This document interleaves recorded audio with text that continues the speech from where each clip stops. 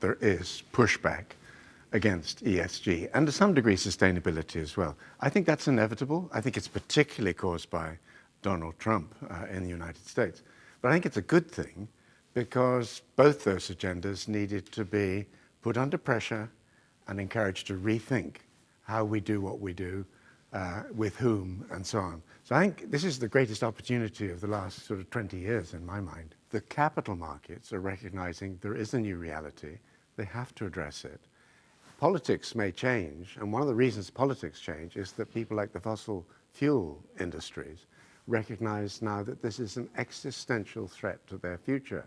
So they're funding politicians to fight back. One of the things that we've seen in the last 15 to 20 years is a lot of companies increasingly engaging stakeholders, doing sustainability reporting of one sort or another, challenging their suppliers and so on.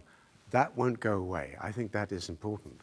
But what people are beginning to realize is that it isn't just all of that softer stuff that we have to talk about now. If you think about the Strait of Hormuz, that is hard sustainability. That is where a geopolitical reality suddenly presses in on our economies, and we have to react. And I think we will see a lot more of that. That's why I say we're going to move from soft to hard sustainability. The Russian invasion of Ukraine has had a profound impact on business thinking. But the most interesting thing for me, during the COVID lockdown, I worked with the Ministry of Defense in the United Kingdom. So admirals, generals, air marshals, those people now understand the impact, the implications of water security, climate chaos, forced migration, and so on.